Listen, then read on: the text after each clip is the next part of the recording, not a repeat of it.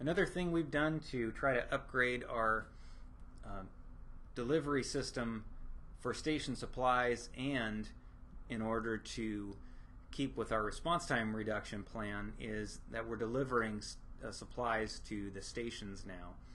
The way we're doing this is we're using a program called FireAdmin.com, which is a web-based program that allows us to receive and place orders through the internet, and it also gives us a database in order to track our usage of those materials that we send to the stations, so that we can see what our cost is over an annual basis, and it helps us to better track the money that we're spending on supplies.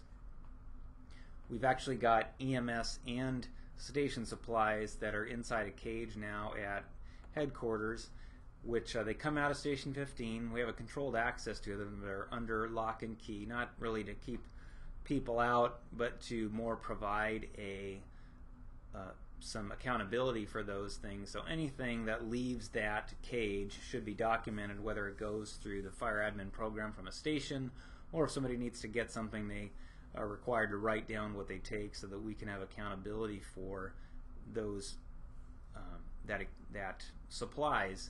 It also helps us to document and track our use, and we provide it on a regular schedule every 2 weeks.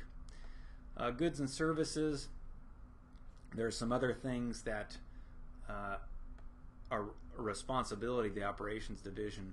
One is any equipment that needs to be replaced. It could be station equipment, it could be equipment on apparatus, it could be barbecues, vacuum cleaners, beds, recliners. All of those things are a responsibility of the operations division to provide those things. Also, a big part of the job is to establish and maintain relationships with our vendors. We have vendors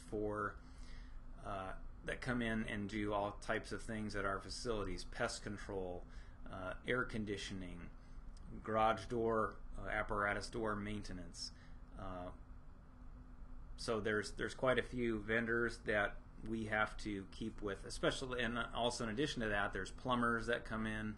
There's all types of different services that we use, and we keep a service directory of all those different companies we use, and I'm constantly updating that to include people that provide good service at a reasonable price and that are responsive to our needs, and then we remove people that aren't providing the service that we desire in order to maintain our operations. Also, there's several contracts that we administer in the operations division. One is for the facilities. Again, we have contracts with vendors that do our rescue tool maintenance, SCBA maintenance. We have contracts for our facility upkeep, for cleaning of the headquarters. There's quite a list of contracts that need to be administered. Fleet maintenance actually has contracts that we hold for outside agencies such as the Verona Fire Protection District, and then also for maintenance of our equipment, like I mentioned. The next thing would be fleet maintenance. The fleet maintenance division also falls under the operations division, and some of the things that we've done to enhance the fleet maintenance division is we've instituted customer service surveys. So with every apparatus or vehicle that gets repaired, we are sending out a customer service survey to see how we're doing on our responsiveness to our internal and external customers' needs. We have, with the assistance of the part-time mechanics, done the rebuild of engine 1105, which was old engine 23, the emergency one pumper. We've just got air conditioning to get back up to working order on that, and then it'll just be a matter of putting it back together and getting it in service.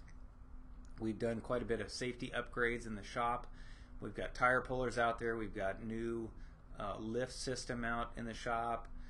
We're working on some safety policies out there in order to make sure that our risk management is being taken care of. And we've also got equipment upgrades that we have done and are doing out there. One is computers. We're going to talk about that in a minute with the use of the RTA fleet management software. We also are using those for engine diagnosis and diagnosing codes that come out of the apparatus in order to facilitate repairs. And we've added lifts and compressors on the shop truck so we can provide service out in the field that we haven't been able to do in the past. We've got the proper equipment to do that. We recently took delivery of 8 Maha brand lifts, and these lifts are a replacement of the old scissor lift that was in the steam pit in the shop. That particular piece of equipment was obsolete, couldn't be repaired.